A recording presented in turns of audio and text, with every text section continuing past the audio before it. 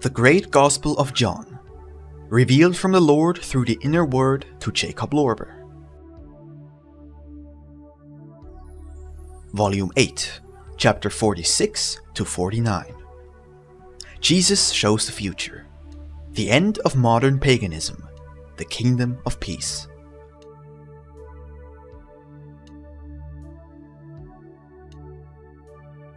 There are still people who consider these writings to be Jakob Lorber's doctrine.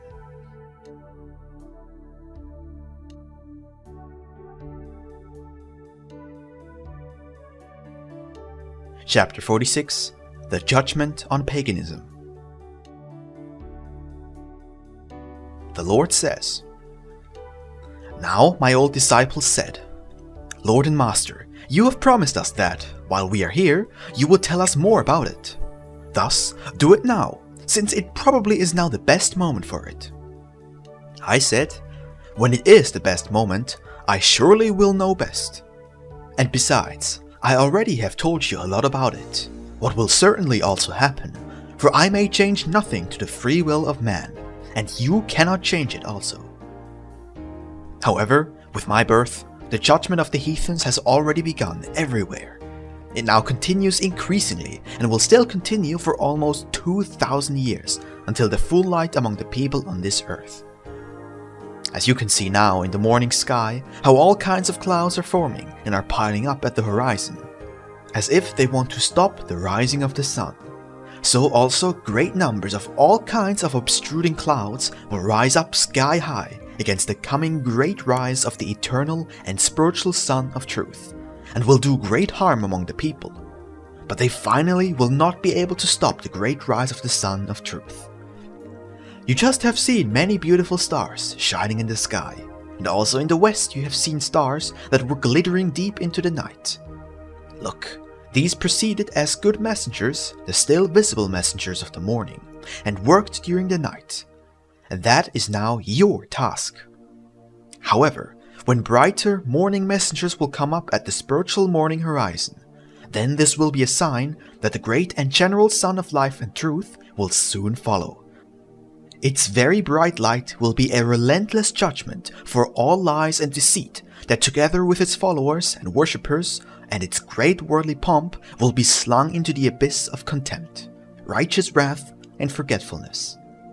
For then, the enlightened people will not think back anymore about the deceit and the judgment that lasted so long. But already now you can observe quite well that the mass of clouds that looked so threatening black is having golden edges that are lighting up. So you also will notice during that time that the people who shortly before were still totally dark and true enemies of the light of truth are from all sides more and more enlightened and are becoming brighter by the light rays of the truth.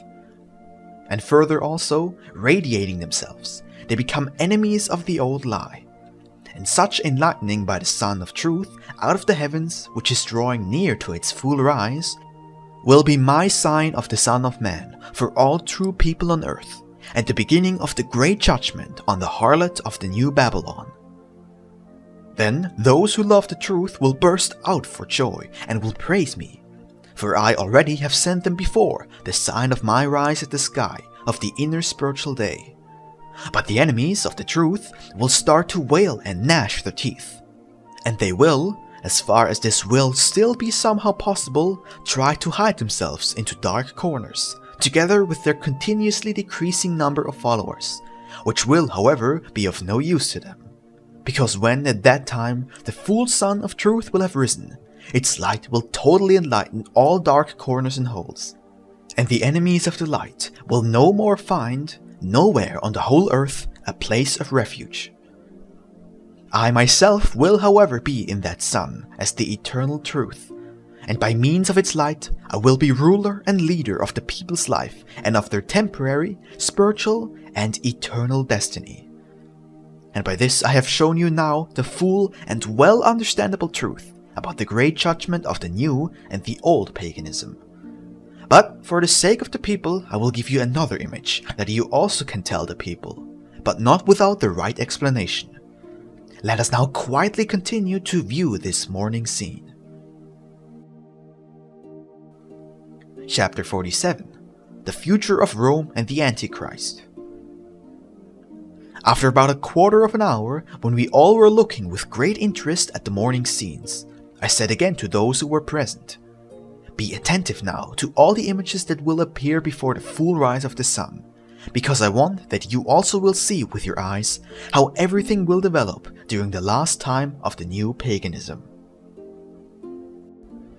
Now all of them were turning their eyes with doubled attention to the east.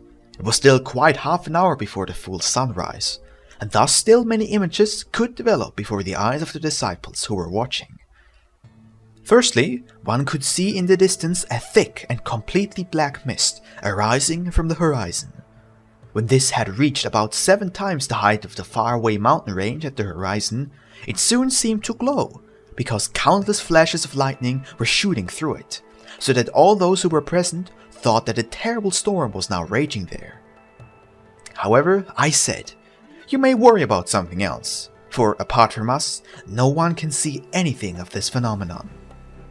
Then they all continued to look on to see what else would follow.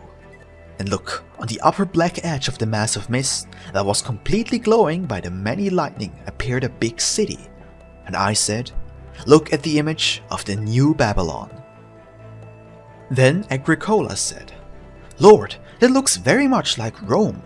I merely can see a great number of ruins around the city, and in the city itself, besides those buildings that I know very well, there are also a great number of new buildings and temples, of which the front is strangely decorated with crosses. What does all that mean?"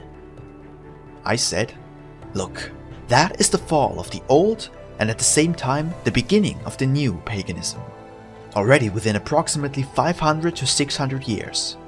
Counted from now on, this is how it literally will look.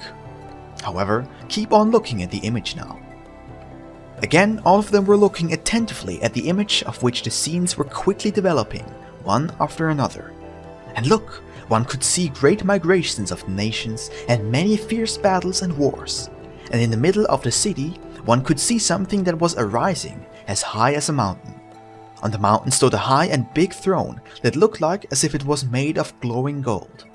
On the throne sat a ruler with a triple crown on the head and with a staff of which the top end was decorated with a triple cross.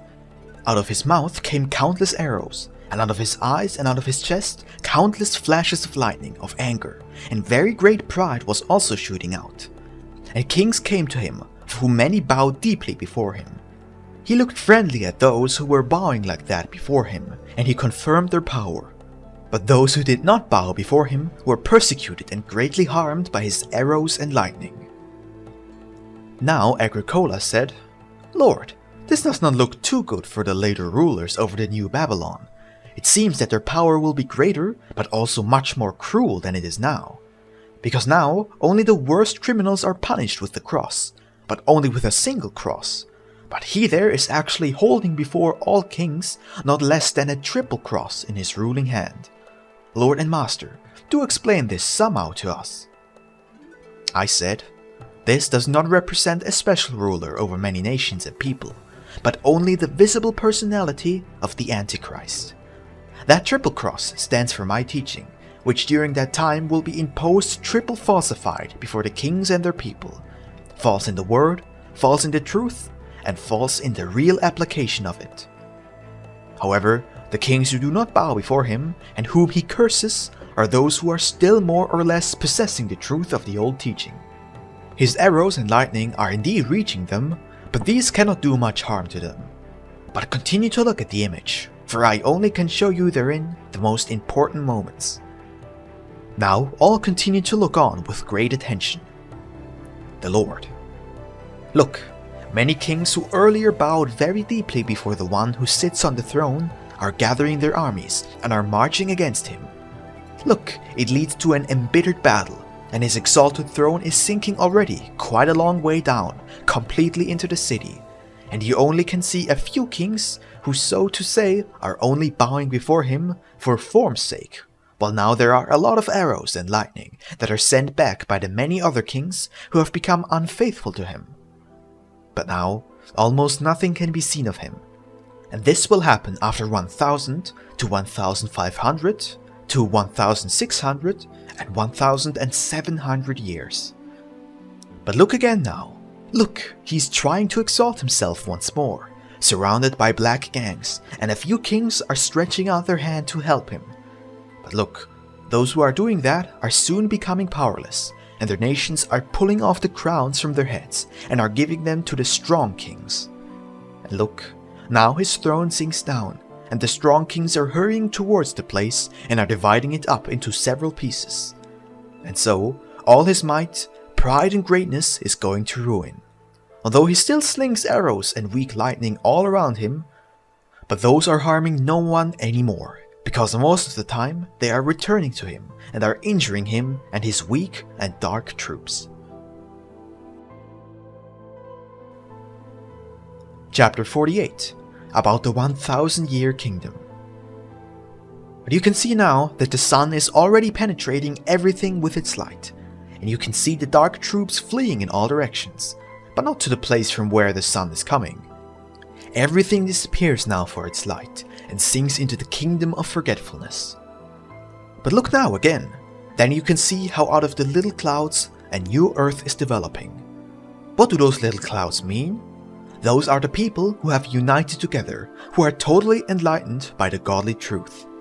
And look, now these communities are coming closer and closer to one another, and in this way they are forming one great community. That is the new earth above which a new heaven is spreading out with full light and clearness. You must, however, not think that by that this natural earth will perish and would be changed into a new one, but only the people will create with each other in my name a new spiritual earth, because they are accepting completely the godly truth as true brothers and sisters. Then I myself will be and rule on this new earth among those who are mine, and they will fellowship with me and will never more lose sight of me. But now look in the meantime also to the old earth. See how from the new earth more and more dense streams of lights are floating downwards to the old earth, and so they are igniting it in such a way that it looks like to be in a blaze. There you can see a lot of dead people who are coming, as it were, out of their graves and are going to the light. See how they soon are clothed with the garment of truth and are then floating upwards to the kingdom of the new earth. But at the same time, you can notice also that still a very great dark part of it is also making effort to put on the garment of light above their black garment, to make from it, and with it, again a new anti-Christian paganism out of self-interest and lust for power. But I myself am letting my wrath, that means the fire of my mouth, to break loose. And my angels of the new earth are throwing themselves, as it were, with flaming swords on them, and are chasing every further dark attempt on the run into the abyss of total destruction. This is the very last and greatest judgment, 1,000 years later. That time will be called my 1,000-year kingdom on earth, which will be once more interrupted by war for a very short time by this very last judgment. But the victory will be quick and complete for all future times. From that time on, there will be for the heavens and the earth one shepherd and one flock. The shepherd will be, as always, me, and the flock will consist of the people on earth, completely united with the blessed ones in my heavens. These last mentioned ones will fellowship visibly with the people on earth, just like it was before during the ancient times of the people on this earth. But before that will happen, also the natural earth will experience very drastic changes. Big countries and kingdoms, which are now still covered by the great and deep sea, will be lifted up as very fertile soil. And many mountains that are still high now will be lowered. Their tops that are crumbled off will fill up a great number of deep canyons and valleys and produce fertile land. Since the people during that time will no more covet nor pursue perishable treasures, 100,000 times as many people as now will be able to live very well provided and happy on earth. Together with that, every evil disease that tortures the flesh terribly will, during that time, also disappear from the earth. The people will cheerfully reach a high age and will be able to do a lot of good works, and nobody will be afraid for the death of the body, for he will see clearly before his eyes the eternal life of the soul. By the performance of good works, it will be essential during that time that the children will be educated in the right way, and that the one who is physically strong will sustain the weak and elderly people as much as he can. On the new happy earth there will also be marriages, but only according to my order, as it is the case in heaven, and also a great number of children will be begotten, but not by way of pure lewdness, but by way of the true earnest of love, and this until the end of all times of this earth. Here you have now a true image of the last judgment over all the heathens on the whole earth, which is also very easy for you to understand. Chapter 49. The mission of God's children in the beyond. The duration of existence of the earth. Now the disciples asked me, Lord and Master, will we be able to join to see and experience all this from the kingdom of spirits? And how long will the happy earth still continue to exist after that time, till the complete end of its times?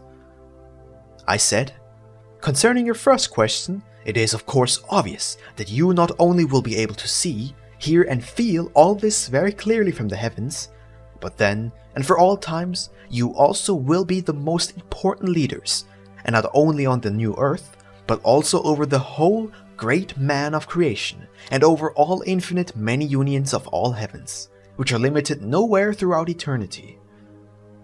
Therefore I say to you once more, that no human being has ever seen or heard, and that the spirit of no human being has ever experienced what God has prepared for those who truly love Him.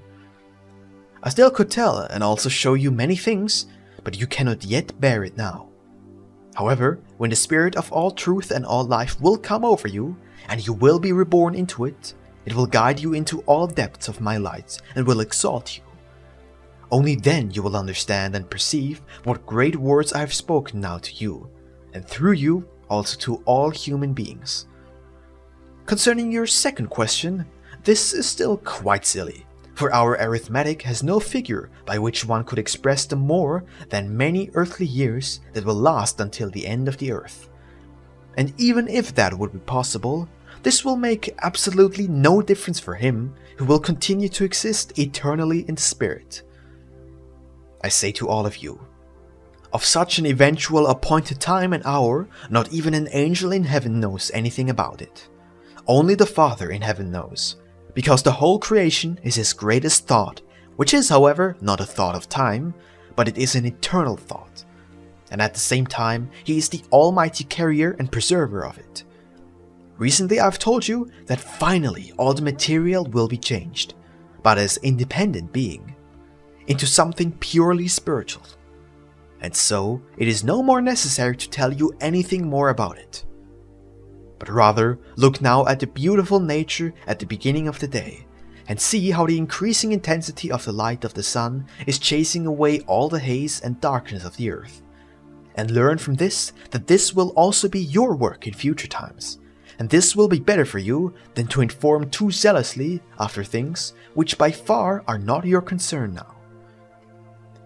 Very often I have shown you already many things about which you should be concerned. About all the rest you should not be concerned in the least. Yes, I say to you that it is even useless and fruitless, if in your faith and love you are really devoted to me, to worry about the coming day, what you will eat and drink, and with what you will clothe your body. Does one not receive 100 sparrows for 1 penny on the market? Thus, how small is the value for the people, and nevertheless the Father in heaven takes care of them and clothes them. You, as human beings, are surely more valuable than those sparrows. See those flowers of the field and the lilies. In his entire luster, Solomon was not clothed that beautiful as they are. And who is the one who cares for their garment? Therefore, all such worries from your side are fruitless, and even more fruitless are the worries about the future, complete end of times of this earth. Did you all understand this well now? All of them, except Judas Iscariot, assent to it. He thought that it was not completely clear to him what I had predicted on the mountain about the last judgment of the heathens. I said, however, to him, "Go to those to whom it has become clear. What the Romans and Gentiles were able to understand should be for you, as Jew and as old disciple, certainly be understandable. On this he said nothing anymore and withdrew again, for he had noticed why I had given him such an answer.